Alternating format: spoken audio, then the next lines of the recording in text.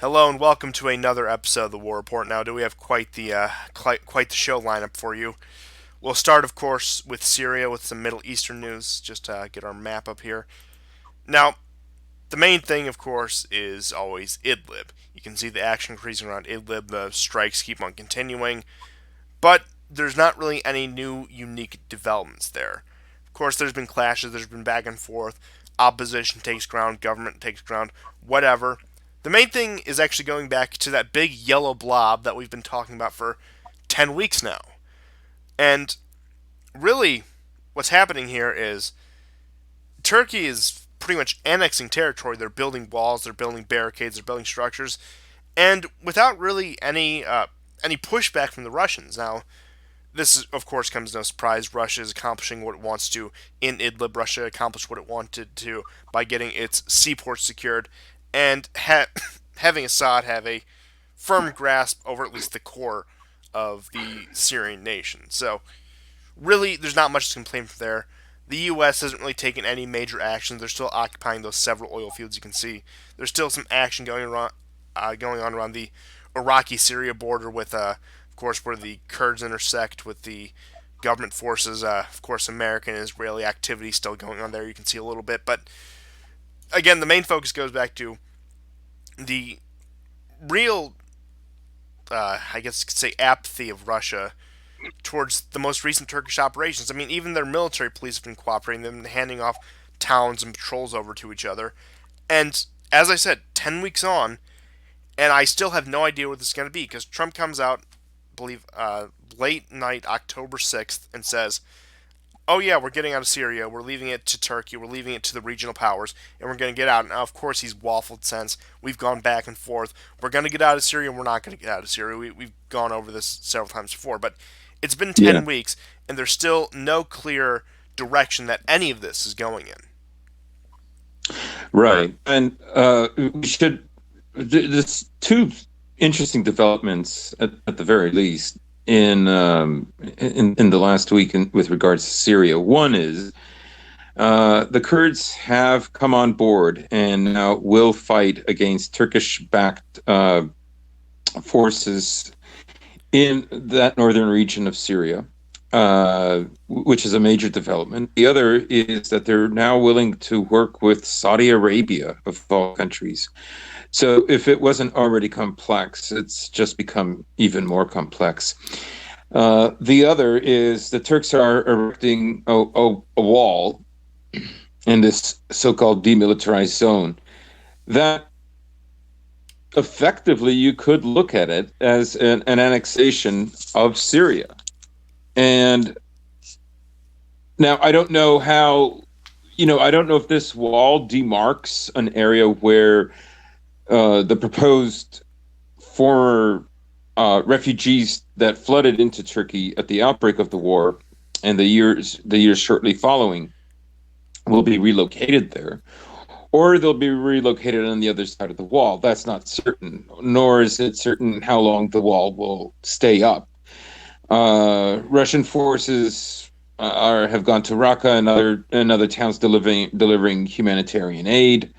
It's one of the strangest scenarios you could imagine. On the one hand, they're cooperating with Turkish-backed forces to some degree in the northern part of Syria, the so-called Kurdish part of Syria, um, and at the same time killing other insurgents on a daily level in Idlib.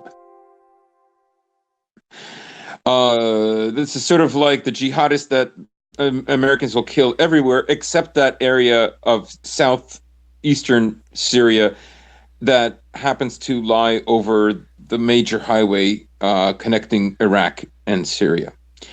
So, yeah, so the war is getting ever more complicated. It seems like each region now is being defined. Uh, with unknown motives behind it. I guess there's a reason. One is being bought and the other one is being sold, so to speak. So Erdogan isn't complaining that Idlib is being bombed. Not not that I hear. There's no significant headlines that I've come across. And on the other hand, he's still willing to work with the Russians in the northern part of Syria. Now, there have been instances where the Russians have sided with the Syrians to repel Turkish-backed forces trying to enter some of the towns, and some more oil fields were recaptured by the Syrian and Kurdish forces last week. But I'm going to presume that the Americans controlled the majority of those oil fields. So yeah, very, very, very bizarre. The only other thing is Assad's uncle apparently is a very naughty businessman and will be sued shortly for whatever reasons. I honestly couldn't be bothered to read the article because basically they've run out of new material to criticize Assad and to whip up enthusiasm for presumably ousting Assad. I think that they has passed. Oh, absolutely. Now, I think it's also interesting that you mentioned that Saudi Arabia has taken a new interest in these brave Kurdish fighters because it creates quite a narrative divide. Do we criticize Saudi Arabia? Do we side with Blump's evil ally in the Middle East, or do we betray the Kurds like evil Blump did? So it's really, of course, they're not going to address that, but I do think that's a bit funny. But yeah, again, everything you just said, I think ultimately leads to the fact that it's been 2.5 months, almost, maybe a little less, and there's still no clear direction as to where this is going to go. And two countries that have been very heavily involved in Syria that I think have been very quiet on this are Israel and Iran. Mm. Yeah, definitely. You hear nothing from them. Just as a side note,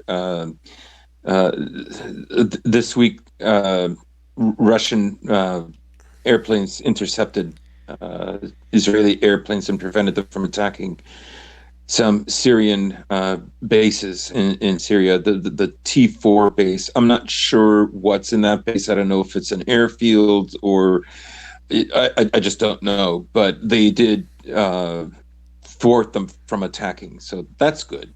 Well, you see, Um, clearly what's in that base is a stockpile of chemical weapons, and Russia is defending its evil tyrant puppet from the brave pro-democracy yeah, Israeli it's forces that were going to, destroy Assad's chemical weapons stockpile for the fifth time in the past 2 years.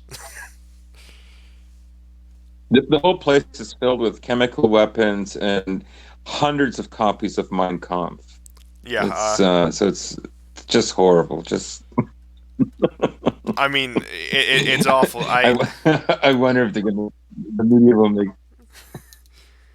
In fact, I'll tell you how bad it is. Not only does it have stockpiles of chemical weapons and enough copies of Mein Kampf for the entire Syrian people to be brainwashed with, there's also it's like its own mini version of Epstein Island in there. You won't believe the stuff that goes on in that airbase.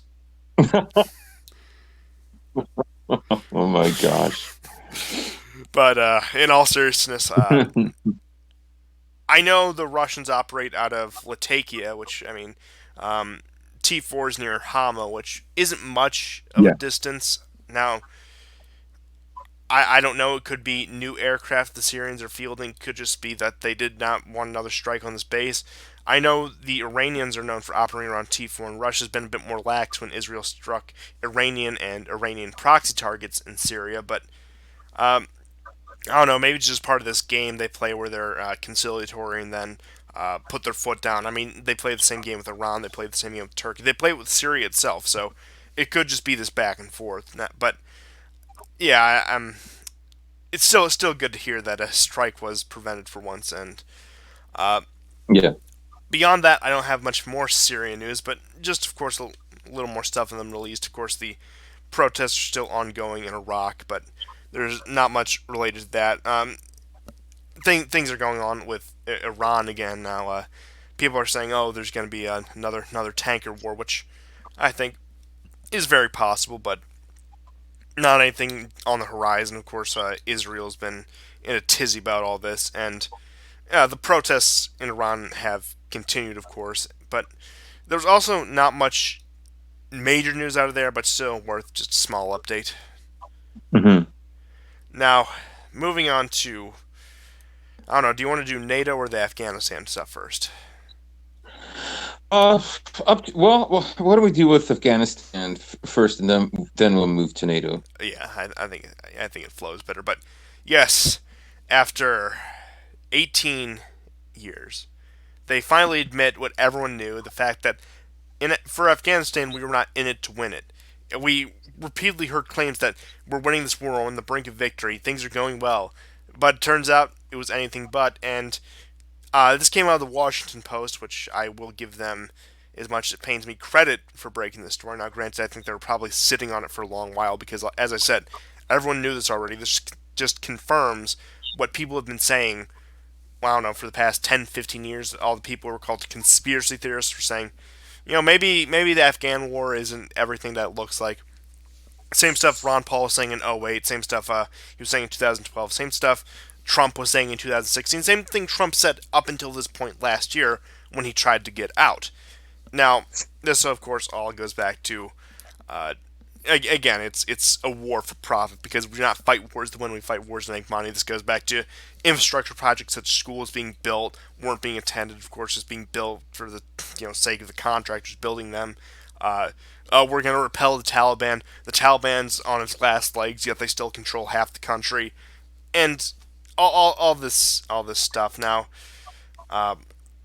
of course, we can get into the Wesley Clark, 7 countries in 5 years sort of thing. That it's tangentially related to all this, but Hmm. yeah, this. I mean, I'm gonna defer as I usually do to what Colonel Douglas McGregor said.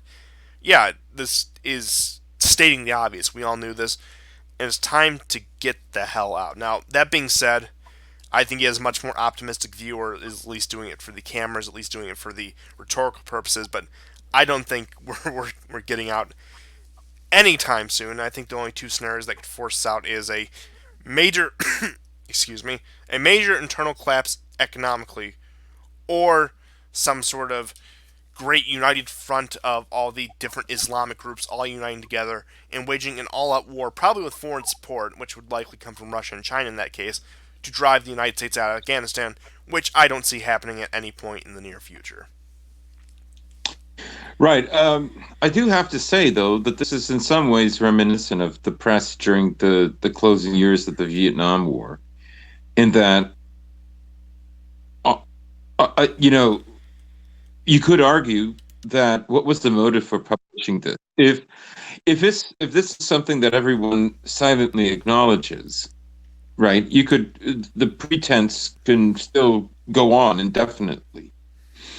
So what were the motives? Is this just to smear Trump? Um, I mean, in a way, the article is kind of, as you say, tangential to Clark's statement, but that also includes every president from Bush Jr. to Trump now. So, is it an incrimination of the war in Afghanistan? It's hard to tell. I think if we start seeing more articles like this, then you could presume that there might very well be a pullout or a descaling. Of course, geopolitically, uh, the only way I see a viable pullout would be some kind of an agreement that would be hatched with either the Russians or the Chinese. And my guess is it would be with the Russians first because they're more involved there and they're physically closer.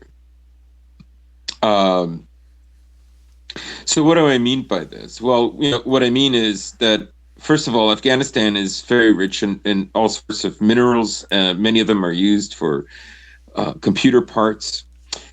Um, the idea also that America would leave this particular area that is very much a keystone in its geopolitical maze, um,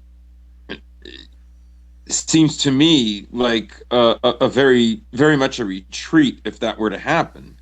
So if it happens, um, expect some kind of warming up with either China or Russia with regards to Afghanistan, or maybe Afghanistan will be presumably on the back burner, but what will be really happening are will be all kinds of deals for infrastructure, revitalization, mines opening up.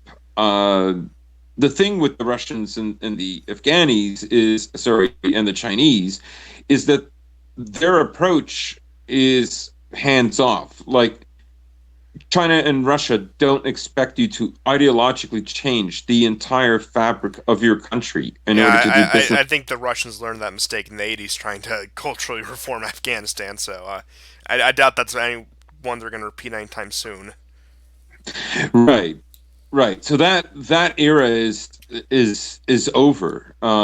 In a sense, Russia is adopting a method that it was more familiar with prior to the communist revolution. So, and of course, um, China in many ways is still its own civilization. It's enclosed, and I don't mean that in a necessarily negative way.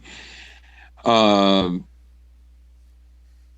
they're not really interested in making the world Chinese, uh, because as a people, I mean, I think they identify themselves as the peculiar and definitive people, and that they're not interested in the kind of a universal idea of what it means to be a person applied everywhere. Yeah, I mean, everywhere And the Chinese go, historically, whether it's just like their little ethnic enclaves or whether it's actual government officials, you look at the United States, Canada, the Western world, the various African little settlements they have set up there, they isolate themselves from the population at large. They don't want to dictate over them. They just, of course, want their money, but they want to create China wherever they go. They want to be an insular community, and yes, I insular, that's the word I was looking yeah, for.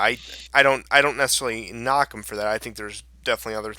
I think there's worse things you could do, but yeah, I mean, you don't expect them to start enforcing again. Afghan students start reading Mao's booklets or whatever. Yeah, I mean that's just not going to happen. And I think what's largely true for Russia is true for them as well. In that I mean, the planet as a whole has bypassed uh, all these ideologies, including the communist ideologies. China is barely communist, to be frank about it, right? Like the only ideology which is teetering right now is liberalism. That's it. There are no other ideologies. Several countries have kind of produced a kind of hybrid ideology. On one level, it includes liberalism in order to interface and interact with the Western world. It must understand it on some level, and at the same time, they must also develop an ideology particular to them and their particular line of historical development, right? So you could even look at them, you know, outgrowing and getting past their attempts at communism in and of itself is a move away from the West, because no country that's done this, that's remained powerful, has done so by explicitly and enthusiastically embracing American style or Western style liberalism. They haven't. They've actually retreated, not retreated, but they have recovered um, certain ideas that preceded the communist era in each of their countries. Oh yeah, and just Uh, to further that point, I mean, no matter what ideology China claims to be, whether it's communist, capitalist, fascist, whatever, it's still just going to be a mostly single-party state ruled by one strongman because that's the way China has always been, and yeah, it works them apparently. yeah, And Yeah, I mean, to the West, they're only fascist because they don't allow furries and gay marriages, right? So And that's why Taiwan is the true China and I is the West. Uh, it's amazing that I mean Taiwan, the Republic of China, was just on a tangent. Was founded by a military strongman, and this is what it is today. I know. Don't side with the Americans; they'll assimilate you. Nah, I'm gonna be fine. But a couple things, just going back to the Afghanistan topic. Now, of course, you've seen in recent months there's been an uptick in attacks and suicide bombings. So I'm wondering if one of the reasons why this is happening now, maybe we're looking for an excuse to get out because things are really going to boil over in Afghanistan, and there's possibly a massive civil conflict on the brink. Which, again, I haven't paid too much attention to the internal politics of Afghanistan to say for certain. But of course, with a country like that, that's always a risk with all that ethnic tensions and the various groups. And one other thing I don't think we should overlook in all this is, we talked about the major powers, which were the U.S., Russia, and China, and all of this, but what about the minor regional powers and all this? What about what the Iranians will do about this? What about what Pakistan or India think about all this? I mean, Right. the United States will not make a deal with Iran, even on the Afghanistan issue, at least for the time being, at least with the current administration, the people in the current administration. But Pakistan or India is very probable that we could make a deal with them regarding the Afghanistan issue. That's an excellent point. That's an excellent point, and it probably will go to Pakistan. But the only problem with Pakistan is that on some level, it's not a reliable partner, right? On the one hand, it's a reliable partner when, like, you know, I mean, you know what it's like, right? With American policy, basically, a jihadi group is working somewhere that's going to further American goals. They achieve those goals, the goals that America wants, right? But not necessarily the goals that the jihadis had wanted. They don't always align. And then these jihadis are, they're a menace, and so America literally has to go in there and do something about it, right? And this pattern has been there for decades, right? So everybody understands this pattern. The problem is with Pakistan, in reference to this pattern, is that sometimes Pakistan ends up doing what America wants it to do, and sometimes it doesn't, right? Because Pakistan's ties with Afghanistan and Pakistan's stances on some things, of course, are different than America's, right? They have a population that, it's a certain segment. It's small, but it's vocal, that will agree with, a lot of the positions of the jihadists, right? A lot of this isn't just religious. It's a historical and Islamic culture that's at stake.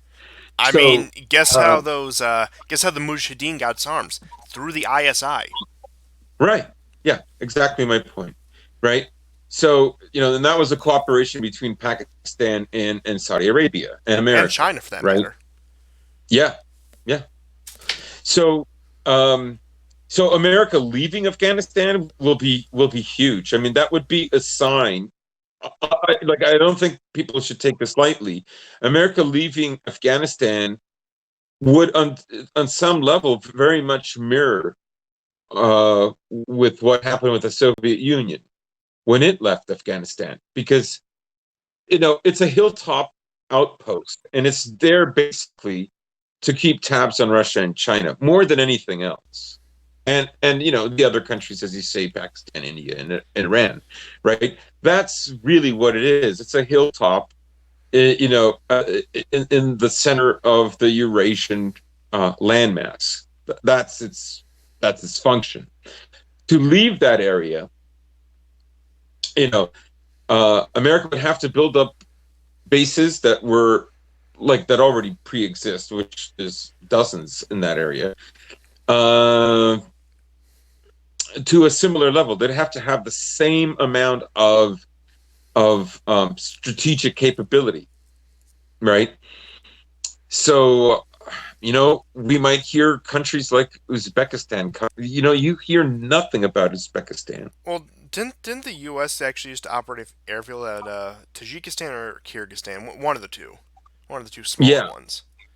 I don't recall which one, but Uzbekistan was like a really, an important country in the news at the beginning of the war in Afghanistan. And this is a country that's it's like completely off the radar. Turkmenistan literally gets more coverage than Uzbekistan. Well, yeah, didn't But Turkmenistan have that one like really that sort of yeah, like Kim Jong Un type leader who had like the golden statues himself and wore the big fur hat and that. Yeah, yeah. So it was like peak Turanism, right? So it was drift, lots of drift there. So uh, I mean, I do think it's very important. That's, I think, the main function of America's outpost in Afghanistan. If they're leaving, that's an indicator of kind of, like, at the very least, a change in geopolitical strategy and priorities, and at worst, an indication of a loss of power. So that's not completely certain right now, but and this is a lot of speculation given it's only one article. However, this is the Washington Post, and you know outfits like the Washington Post and the New York Times are always in some ways going to be behind whatever war America is in some way, even if they're a useful critic. oh yes, and I do have to say in just a broad view of all of this, I think it's interesting because when Afghanistan started 2001, Russia and China were an afterthought to the liberal world order, as it were. And I think it's actually interesting that as we stayed in Afghanistan longer and longer, the mission actually evolved. It went from uh, fighting Osama bin Laden to rebuilding the country, which of course was all about securing, as you said, the rich natural resources, and I think also at that point about keeping Iran in check. But I mean, around 2014, 2015, when we were originally supposed to leave, uh, Russia and China start to rise to prominence, and all of a sudden we have to stay a little bit longer, just a little bit longer, make sure those women can wear the mini skirts like they did in the '60s in Iran. Right, and in fact they did in the '70s. Kabul, you could see women dressing in a Western style. Um, However, anyhow, so in a way, this is indicating that they have not won over the hearts of the Afghanis. I mean, really, who can? Has anyone ever succeeded? Um, what can I say? They're very resilient. In 2019, America is still trying to make deals with the Taliban. It's hilarious, right? They were going to eradicate them and wipe them out. And of course, there were all those crazy reports when the war started of, a huge number of these Taliban getting killed. Well, another huge section were carted off. Very, very weird stuff, where you had trucks where they'd suffocated inside these trucks. And then you had footage of them literally in Kunduz, where they were boarding American transport helicopters. Very, very, very bizarre stuff. I mean, of course, this relates directly to what I was saying earlier about how jihadists are actually used as a kind of progenitor, as a kind of catalyst for this geopolitical strategy and geopolitical tactics. I mean, I can't remember who said it, but they made the point that the jihadist is the privateer of the 21st century, and I think it's Yeah. probably one of the most accurate statements you could say about them. Like, of course, your average jihadist, the person who actually picks up the rifle and goes out and does it, probably genuinely believes in it. The lower ranking leadership probably genuinely believes in it, but when you get up to the Bin Ladens, the al Baghdadis, I think they realize that they're a bunch of mercenaries at that point. Yeah, I think so too, and I think that's also probably the reason why many of them, end up becoming, say, terrorists in the West, or they have sympathizers in the West who end up becoming terrorists. It's a lot of it might very well be fomented from a sense of betrayal of America. Um, that it at one point it had seemed because long before we read the first newspaper articles about these conflicts, of course, even in the lower ranks, they're being briefed about where they're going to attack, who is going to be supporting them. If they see a contingent from this country, their enemies or their friends, and so on and so on. So a lot of it is kind of resentment from betrayal. I think. I don't think that can be ruled out. I don't think it's just, um, they're just Satan dog Americans. They're violent, degenerate, and evil, and that's why we have to attack them. I think that's something the sympathizers that are, say, of Muslim extraction might come to those ideas, but those aren't. They're secondary or tertiary ideas. The main ones are they have foes. They have, they want to throw off the Soviet Union, so they ask America for help. It's very practical, right? Or they don't like Assad because he's not a Sunni, and so on, right? That's actually how it works. Oh yeah, But or a lot of them, and sort of goes back to the you'll hear the media talk about this all the time. Just young men who have no other prospects in life get radicalized. I mean, because at especially in the Middle East, like somebody's always going to need a gun, so hell, it might as well be you at that point. mhm.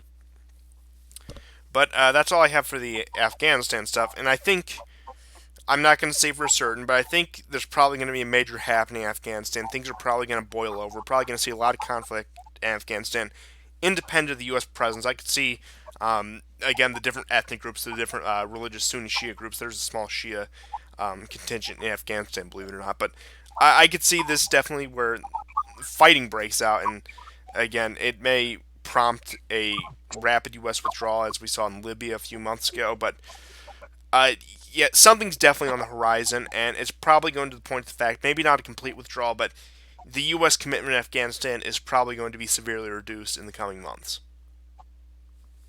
Yeah, it does. It does seem that way. That's what I think this article is heralding. But that's all I have for that. If you want to move on to some of the NATO stuff.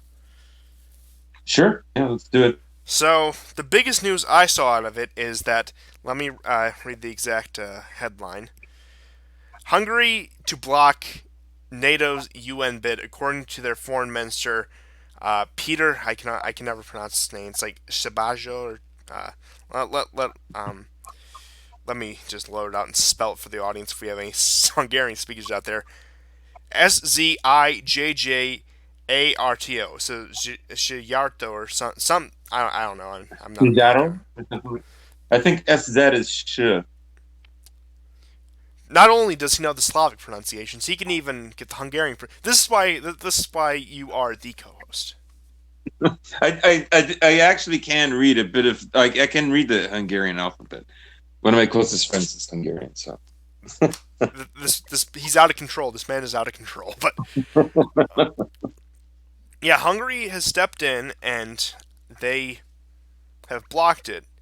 And the reason they cite is because of the Ukraine language law. And in Western Ukraine, in the border region, there are small contingents of ethnic Hungarians. Now let's keep in mind there's also small contingents of ethnic Romanians in Western Ukraine. So not only does this law affect the Russians in the east, it affects these small ethnic minority groups in the west as well, and it's going to alienate countries like Hungary. We'll probably see Romania take a similar line. I mean, Orban's a bit of a firebrand when it comes to the narrative. I think the Romanian leadership is a bit more complicit to the empire, but point being is Ukraine with this law that you figured the West would have championed actually isolated it from one of the key members in NATO, at least in that region. Yeah, and you're right to point out about Romanians, Moldavians that might be also living in, in Ukraine. Um, there are, of course, also even a small contingent of Bulgarians that live there. But I don't think Bulgaria is going to get involved. I do think, on some level, though, that this action on Hungary's part is um, is out of some kind of convenience as well. I mean, I think Hungary has bigger concerns here. The concerns for ethnic Hungarians, I'm not trying to minimize. I think they're real. They're sincere. But I think Hungary, uh, is not interested in fomenting more problems in Ukraine than Ukraine already has. And you could argue and say, well, them not helping Ukraine ascend into NATO is itself a problem. However, I'm talking about problems that would affect Hungary on a much more deeper level. Should they do that? I think Hungary is is a country that already is learning has learned how to pivot between east and west. It's been fairly successful at doing that. Um, you know, in some ways, you might argue that Hungary probably doesn't see this as a possibility. Like, it's not just the Donbass that speaks Russian. Well over 65% of the entire population speaks Russian, right? So these language laws that are going to be coming in, and there already are in some areas where doctors, professionals, people in government services can only speak Ukrainian. So they are trying to create this very unionite state. Um, and Hungary might be concerned about a very powerful Ukraine that is getting let's say all kinds of positive deals, or is being emphasized over Hungary. It could become problematic, is what I'm saying, for Hungary in the long run. Plus, Eastern Europe right now doesn't need a conflict because, of course, part of the Minsk agreement is that um, for Ukraine to receive its territories back, it cannot enter the EU and it cannot enter NATO. So it would create a conflict, and it would create a conflict between Hungary and Russia. Early on in the war, I mean, Hungary did send some motorized howitzers and very old tanks. But Hungary, Romania, a lot of these countries are not sending very powerful weaponry to the Ukrainian forces. Ukrainian forces primarily are relying on BP-3s and like armored personnel carriers with a small 35 on their turret. Right, the tanks are not that common, which would surprise a lot of people, but they're not. So, yeah, that's what I can say. About Ukraine ascendancy and how that might work against Hungary's interests. Oh yeah, and I also think that at least the sane voices in the West are secretly breathing a sigh of relief because of the absolute burden a Ukrainian NATO membership would be. And just to bolster your point in terms of how Hungary has sort of played both sides of this, you have to remember when the Kerch Strait crisis broke out, they actually said Ukraine has our full support. Yet, I do not believe Hungary, which Orban still would have been in power at the time, actually denounced the annexation of Crimea. So, Yeah, there definitely is some factors in there that that go to bolster that point, and uh, yeah, I do think it's funny that yeah, in the end, of course, it's Hungary that blocks this. Now, moving on to the other more populous country in Europe, Poland will not be the next Palestine, as many of you have probably heard.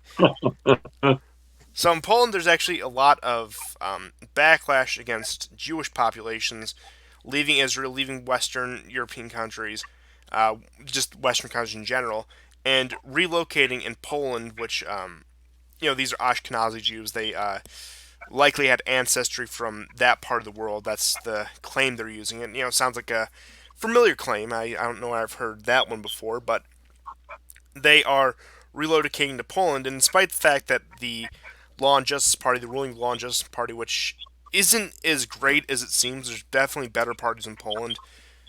It turns out the Polish people are not satisfied in the slightest.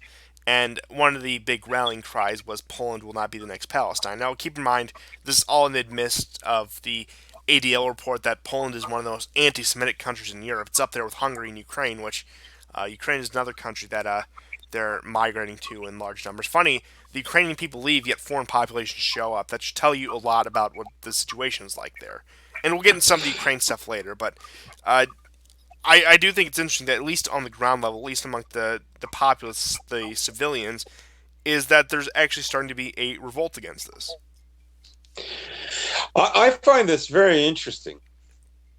You know, first of all, I would like to know, I don't know, but I would like to know what exactly are the numbers of Jews relocating to Eastern Europe? Like, what are those specifically who are leaving Western Europe for Eastern Europe? Like, how large is the number? Also, why and why now? Right? Like, I do not believe that, Jeremy Corbyn is an anti-Semite. He's not. Um, I think it's several factors, and this might explain why and also why now. Um, I think they're aware that, like, the next 20 years in a lot of Western countries are going to be very unstable. I think they're also afraid of Corbyn because I think a lot of wealthy Jews, of course, have offshore accounts. And his tax proposals, frankly, scare them.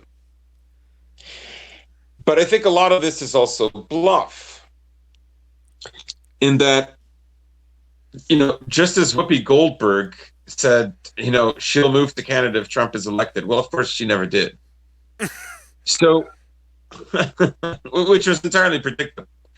Um, so, how many of them are really moving back? How many of them really want to live in Poland? Well, Like, what are the a place they've actually been migrating to in significant numbers is Portugal, okay? which I thought was interesting. I mean, Portugal, it's not exactly as poor as most Eastern European countries, but by Western European countries, it's down there. But I do think, yeah, I do think that's interesting at least. And you point out the Corbyn thing, like, of course, a lot of them probably do not like the tax proposals, but I think it's funny because you even have someone like a Donald Trump who gives them everything they want short of a war in the Middle East, a war with Syria or war with Iran, and they still treat him like he's the worst thing in the world. right? Yeah, it's never enough. Yeah, but this is very curious to me. You could say that there's been an increase of, say, maybe Hasidic Jews that are moving to Ukraine, but how significant are those numbers really? I don't know. I mean, I'm not trying to say one way or the other. I just think it's interesting that this is happening, or is this just like, is it just the spook? Is it just to um, I don't know, change certain laws in Poland? And, there's a contingent that moves in order to do that. I just I cannot see, like, the average Jewish person saying, we have got to get the hell out of out of England and move to Poland as fast as possible, completely bypassing America, for instance. Yeah, I mean, I just find that so odd.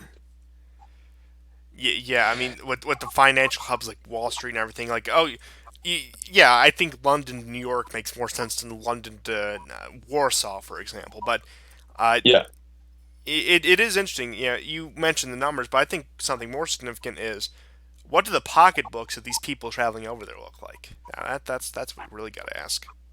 right, right. And this is what I mean, that there is probably a small contingent that is moving there, right? But it's a bluff if we think like, you know, there's, there's a catastrophe that nobody's acknowledging it in the West, and Jews are terrified to live in the West, and this is why they must move to Eastern Europe. It's an interesting hypothesis. I just don't really believe it. Yeah, I think what's most likely is there's probably some more moneyed ones going over there to lobby for certain laws. That's probably the extent of what it actually is. Yeah, yeah. I'm tempted to think the same thing because they'll have easier tax codes to deal with. Uh, yeah, and we'll get into the British elections later, but I also want to get into the Ukraine ceasefire. So Putin and Zelensky have actually sat down, they've talked to each other, and they have agreed that they want to move towards a ceasefire. The pro Russian forces, the Ukrainian government, and Ukrainian government allied forces are going to sit down and stop firing at each other. And look, I mean, the closest we had, you mentioned this earlier, was the Minsk II agreement. Now, we could, I mean, of course, under Poroshenko, under that leadership, there was a snowball's chance in hell that anything significant was going to get hammered out. But with someone who's, I guess, say a wild card like Zelensky, who's actually willing to meet face to face with Putin, you could get an actual deal out of the, these new ceasefire talks. Now, keep in mind when Zelensky was running for office, he said he wanted a political solution to the war. He said that included negotiating over Crimea. He wanted to try to get Crimea back. But he also said that he'd be willing to let the Donbass have a referendum. Now, I don't know how much of that was just politics to appeal the Russophone population of Ukraine, and I don't know how much that is legitimate. And I don't know how much Russia could, for example, milk out of that. Because I think, of course, with the current state of things, even going back to some of the impeachment stuff, which I'm not even going to get into, Ukraine is not in a very strong position as it stands. So, Right. You can see the articles that are coming out, especially today, with regards to the what are they calling it, the four? Anyhow, it's all the Steinmeier plan. The thing is if you if you want to know whether something is going to move forward on Ukraine, first there has to be talks or there has to be developments that look like Crimea will be in the midst of returning back to Ukraine as well as Donbass. Like that has to look like a real potential, right? However, that is dependent on Ukraine never being in NATO or the EU, right? right, So, if so what would it take for that to happen? Russia would have to have the sweetest deal with the greatest amount of assurances with regards to its southern flank and Ukraine from a geopolitical and military point of view, assured, like indefinitely or for the next 100 years. That's what it would take. And this is why I say that, except for that, nothing can and will happen. If it happens, it basically means that, Russia has geopolitically lost. It wasn't in the news. You didn't know about it, but it has lost. So if it looks like Donbass will go back, you can say that this is a defeat for Russia. You can. You can legitimately say that, right? However, you could also make the argument that it's not necessarily in Ukraine's best interest to have that segment back. Several reasons. One is the first 1.5 million that fled when the war started fled to Russia, not to Poland. The vast majority. The ones that are leaving now are not necessarily from those regions. These are economic migrants. They're not war. They're not war refugees. Okay. Um, the polls still indicate that that part of Ukraine is fervently pro-Russian. Number two, part of the reasons why Yanukovych, the Party of Regions, won is because the overwhelming support that he had in that region. It was also the wealthiest region. However, that region now is in more dire straits than the rest of Ukraine. So you have to ask yourself, how does this economically benefit Ukraine? Can Ukraine even revitalize that area? How are they going to do it? What are the means? Where is the wherewithal for that to occur? Like, it's not just like, we'll let you keep your Russian language, okay? We'll give you special status. The question is, these people's livelihoods are ruined. The vast majority of the civilian deaths in Ukraine are the Russian-speaking Ukrainians or the Russian, ethnic Russians living in that part of Ukraine. They're not Ukrainians. They're not pro-Kiev. The vast majority of the 14,000 dead are from that region. So what are you going to do to sweeten the deal for them? How are you going to revitalize their factories and their mines? Right? You've just sold all your land to all these non-Ukrainians. Ukraine has already done that. Who's going to do this? What are their intentions? Who actually owns Ukraine anyways? Ukraine does not have agency, right? So there is a very strong argument, for instance, that it's too costly to have them. Second of all, you'll never win them over because of resentment and because of fear. Because Ukrainian forces fired on them first. The separatists were a reaction to what Kiev did in those regions, because they also wanted revenge. They felt like those regions were responsible for Yanukovych being in power anyways. So there was going to be payback. I can't remember which one they compared it to, but I saw one of the leaders of the pro-separatist forces coming out and saying, if there is a reunification with the national government, we will be massacred. Yeah, absolutely. They would be massacred. They would be massacred. It would be horrible if that happened, right? Their lives would be at stake, like quite literally. Number two, what are you going to give to Russia that's better than Crimea? I don't know, right? Like, Western papers will talk about Russia wants these sanctions lifted. They're desperate. They will do anything. Again, I think that's a spook. I don't believe it. Russia probably would like to have some of those sanctions lifted, but what Russia was doing previously by selling off its American reserves and switching that to gold, that was going on well before the war in Ukraine, and it still continues to go on. Like, on some level, Russia only amped up or sped up the process it was already on after Ukraine. It didn't dramatically change courses. It was already on a course with China anyways, right?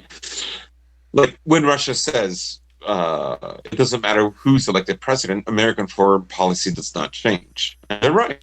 It won't change. Which, funny enough, just tying that back around, that was the same point made by Orban right. earlier this year. Right.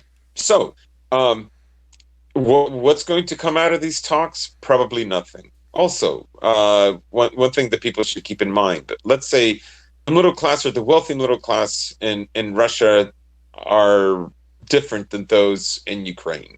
Meaning, for many Russians, in some ways, although Ukraine is of primal importance, uh, especially historically speaking. The truth is, for a lot of upper middle class Russians, Ukraine isn't that important. That's not the same thing with upper middle class Ukrainians who think that if things don't go well with Europe and with America, we can always return to Russia. I don't think Russia's interested in them. Like they're not interested. Like this idea that Russia is going to invade them. Like Russia will avoid them for the same reasons that Ukraine should take the advice to avoid reintegrating Donbass. Right? Like there's the separation is too deep. They've been cleaved from them, and the effort it would take to reintegrate them back into the Russian sphere is not worth it. But Ukrainians, I think, a lot of Ukrainians, I think, are under the impression that they can do that switch. They can come back. I don't think Russia's interested in having them back. There would be a complete economic burden. It's over. It's over. You know, I don't know what's going to become of Ukraine. Its only legitimacy is that it's become an American ally and a bulwark against Russia. Like that. That's it. It's not self-determined. It doesn't have any reserves anymore. It's a defunct state. The one thing it had was its agricultural capabilities, which it sold off. Yeah, the one thing that it had. Yeah, and it sold it off. And that too might be an indicator of the level of desperation, right? Because if you believe that you could get Donbass back, if you thought that there was a way to do this, would you sell off your number one asset? That I'm is, not so sure about that. yeah, that is a good question. But yeah, I mean, we go back to this every time we talk about Ukraine. Its future is bleak. Now, previously I would have said, yeah, reintegration with Russia is inevitable. The country will be partitioned along some lines, but at this point, I think it's just going to die a slow death from people leaving, people dying faster than they're being born, and now who will populate that land in the future? Of course, I don't see a mass extinction, for example, but things are not pretty. Is my point. Yeah, yeah. I don't see it. So I don't think anything positive is going to come out of this meeting. And when I say positive, I'm being sort of facetious about it because, or speaking from, say, what a Western liberal would look at as positive. Of course, if something like that did happen, then you could argue and say that Russia's in very, very deep trouble if there's concessions. At the moment, it's not certain. People are hailing that Zelensky is actually he's doing all right. He's really standing toe to toe with Putin, and it's like, well, exchanging prisoners is like hardly going toe to toe. Yeah, I think at the end of the day, this whole thing was a massive PR and symbolic defeat for Ukraine and the West at large. Right, and I think it's a victory for Macron because Macron is being the statesman here. Yeah, I mean, Right. he's He signaled towards this in the past. Yes, he has. Right. I mean, he has this vision of Russia that's reintegrated into Europe, of a reimagining of NATO. Like, honestly, this is like a repeat of 2008. Yeah, I mean, it's yeah, Um, I can't. with the bomb and the reset button and all that, and even Bush before them.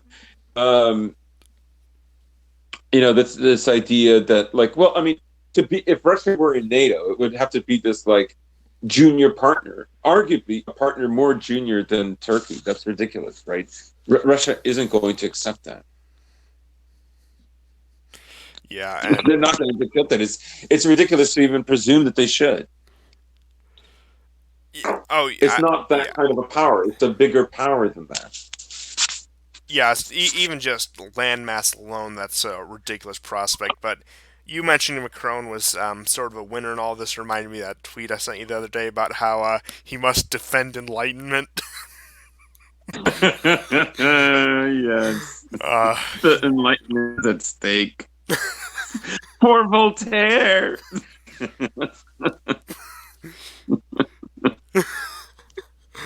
oh, it's but in all seriousness, I would have never seen, I would have never thought I would see a world where Macron was more conciliatory towards Putin than Trump was.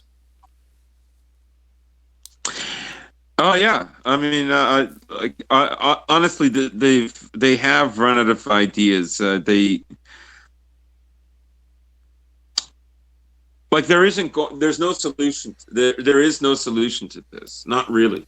Like there's no deal that can be made because uh, any deal that could be made, say that would strip away Crimea from Russia, would be a total disaster. Like you cannot underestimate that, right? What is the point of having a warm seaport in Latakia if you don't have access from the Black Sea? Like eventually, Latakia is also a done deal. Like that's what I mean. If something like this goes through, then Russia is over. Like that's how monumental it would be. Uh, I don't see that. I don't think we're going to see that.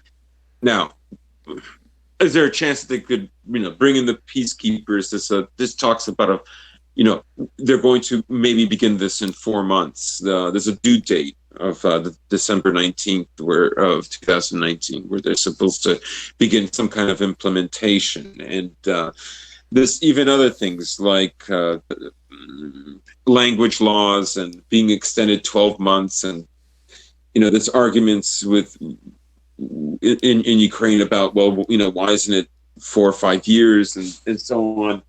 A lot of this is still really up in the air, and I think in the way that the Minsk agreement was a complete disaster, I think this too will be a complete disaster. I mean, I'll tell you what's going to happen in 9 days. Nothing. Yeah, yeah, probably absolutely nothing. Now Um, there's a couple more stories I want to cover, both European and this one's a bit smaller before we get into some of the British election stuff. Now, Italy is set to reopen its ports to migrants and refugees. Of course, that the previous government had closed with the Five Star and Lega coalition, but with the Partito Democratico, or the Social Democratic Party in Italy, with their coalition with the Five Star, they've agreed to reopen the ports. And of course, fears of human trafficking have arisen and smuggling. And hmm. probably the biggest result of all this is the governmental parties, which have been just being decimated in the polls, have gone down even further. And of course, the more populist conservative parties have risen even further. Now, I said a while ago that when the Italian government initially fell apart, it probably wasn't going to last more than a year. Now, so far, they've managed to stave it off. They haven't been popular by any means. Their popularity has been slipping day by day, but they've staved off any major upheaval. But this move, give it a few months, I think this might be what does them in.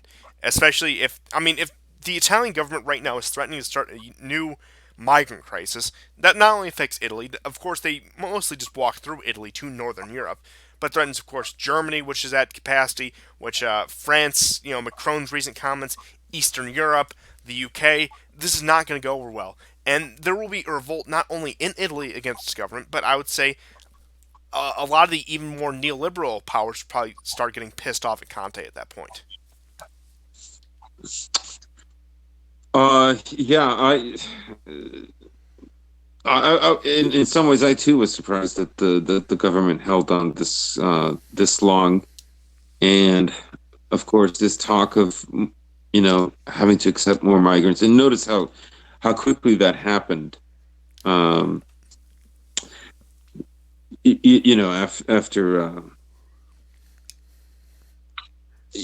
after he left his position. So, um, yeah, I don't know what to say. It's not. It's to me, it's looking a bit bleak. Like, does he? does he have enough to um, call on for a new election? Does he, I don't know. Well, I think it's definitely something to really keep your eye on over the next couple months because again, they've been when this whole thing initially happened, when the coalition initially fell apart and they reformed it, the polls were bleak. They stabilized, but they never got up to what the previous government was. But now that I think that they're really starting to implement these actions, I doubt it's going to go over well. I mean, it was only 3 years ago where under the left wing government, the which the Democratic Party in Italy was in power in 2016 when they passed the anti-NGO law that apparently now they're working to repeal. So even they had to cave that pressure back then. Now I don't know. Maybe this will happen. Maybe if this doesn't go over too well, they'll pull what they did in Mhm. Denmark, where the left-wing party took a hardliner stance on immigration, or at least a more hardline stance than what you'd expect from the left-wing party. Or maybe an election will be forced. But point being is, I don't see this policy reasonably lasting. Yeah, I don't either. Yeah, I don't know what to where it's going to go. For me, Italy is, in many ways, um, kind of. In some ways, it's certain of itself. In other ways, it seems very hampered. They can't, at least the nationalist elements can't seem to get a leg up.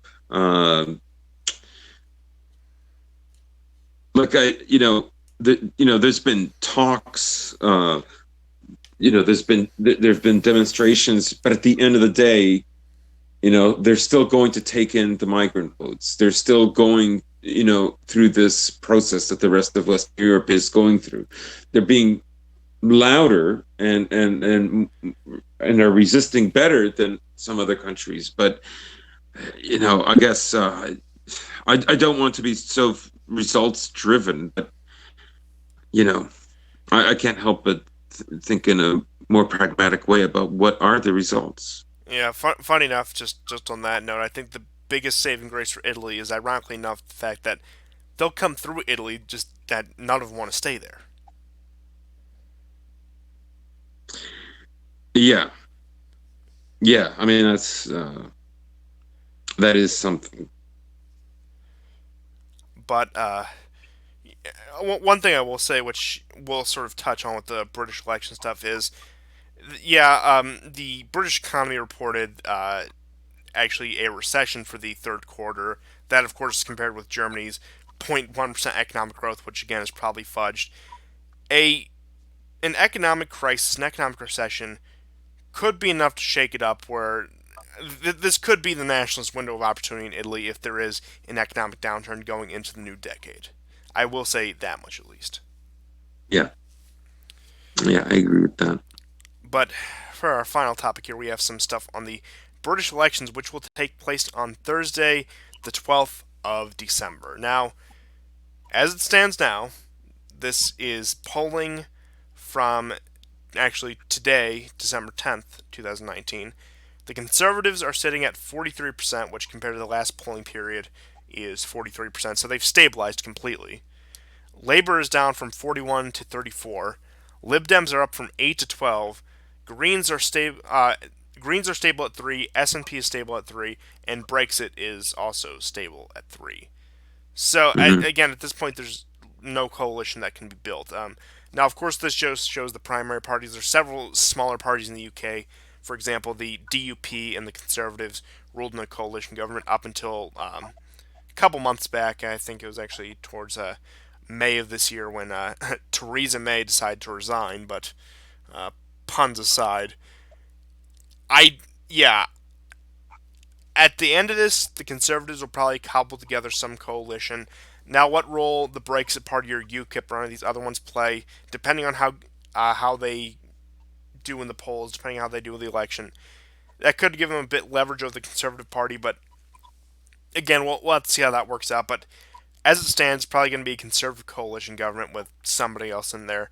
And I have to say, going into this, I expected, because of the incompetence of the conservatives regarding the whole Brexit thing, that it would probably play out in Labor's favor. Not necessarily that the Brexiteers would vote for Labor, but that they would just be so demoralized that they would stay home from the polls. But apparently not.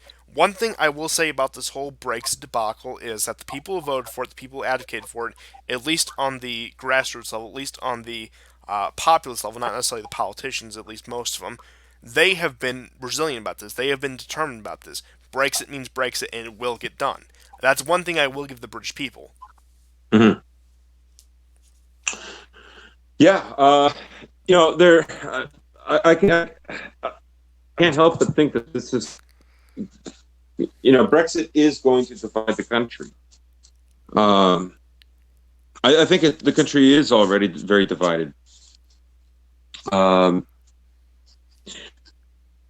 our suspicions that a Brexit would mean a kind of further entanglement, or I don't really want to use that word because it has such negative connotations, but a stronger bonding with America would probably occur. And then you have, the articles from last week about Britain's healthcare and being privatized by American companies. Like, it's, you know, how good is Brexit really? Like, I just want to play the devil's advocate here. Like, does Brexit mean that there's going to be a halt on migration? Like, are they going to get a moratorium on immigration? Like, I find that doubtful, right? Especially with Boris But Johnson. No, I mean maybe under, yeah, as long shot as a Farage, there may have been at least some cutting back. Now, not that Farage is an immigration hawk himself; he's actually pretty pro-immigration from the Commonwealth states. But yeah, especially under someone like Johnson, who has no problem with a lot of the migration policy, who was foreign minister actually under Theresa May for about a year there. Yeah, it's definitely not going to stop.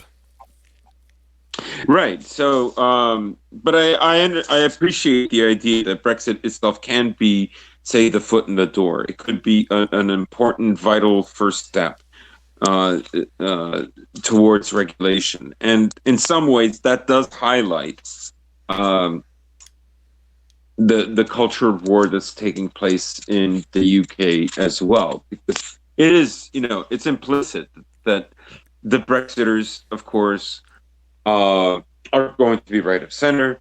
They're going to want a moratorium on immigration eventually. They do want to halt. They are, tired of feeling responsible for everything that's negative in Britain and in the Western world at large. So, in a sense, if it happens, yes, this will this will bolster certain people. So it can be an opportunity, right? Depending on how it's handled. Like, I would say that if the first 2 3 years are a success, let's say, all the stories of economic devastation and homelessness will increase and so on.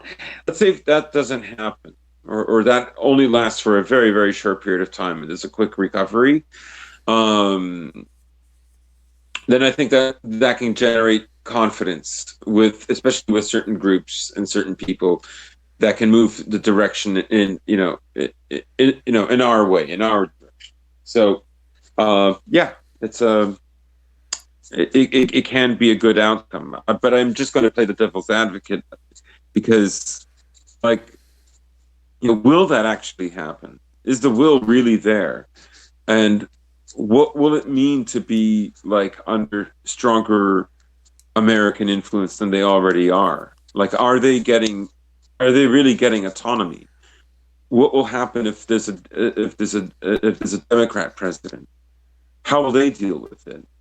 Will they very much would maybe bolster the wealthy up, the wealthy liberal class in Britain.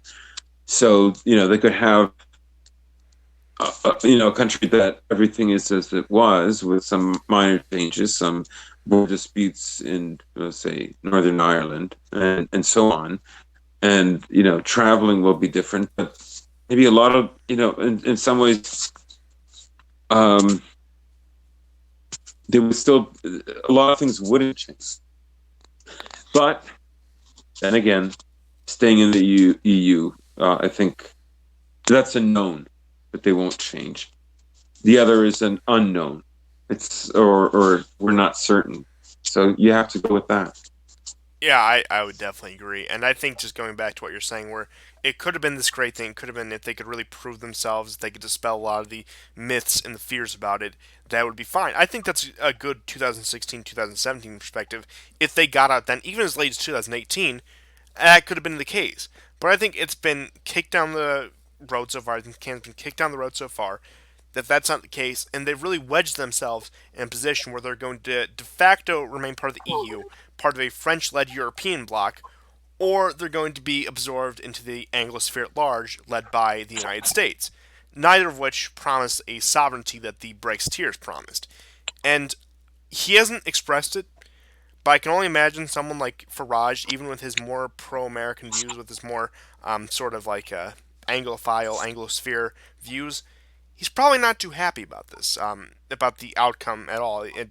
I imagine as much as he may love Trump or say he loves Trump and think highly of the United States as a fellow Anglo country, he probably wants the UK to have a bit of sovereignty itself. And yeah, I imagine, especially among the really hard breaks here, especially on the grassroots level, the people who actually went out and voted for this, they're not seeing the sovereignty they were promised, and they're just trading one master for another.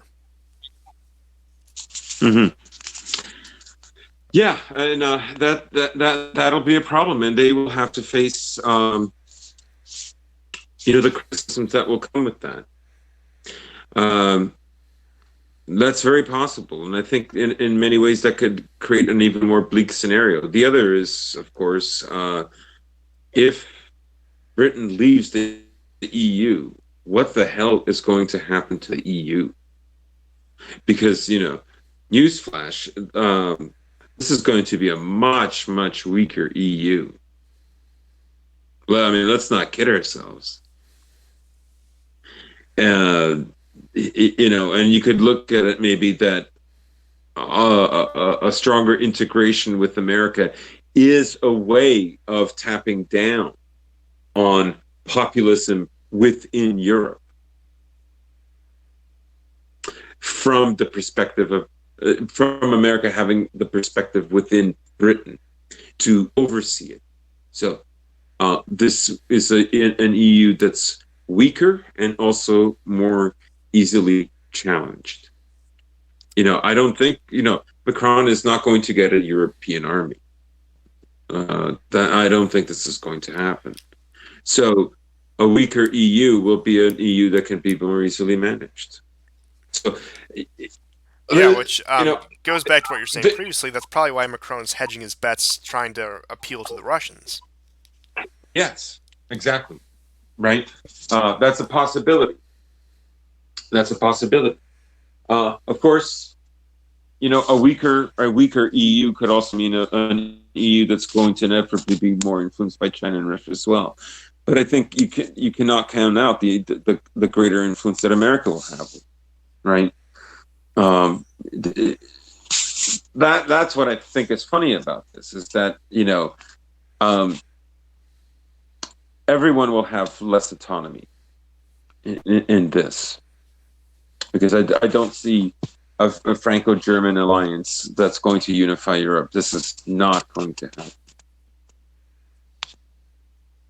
Yeah, it's especially with the growing rifts between France and Germany. It's not going to happen at all. And I do think it's funny that the British elections are more about what's happening outside of Britain than what's actually happening inside the country in the Yeah, grand scheme of things.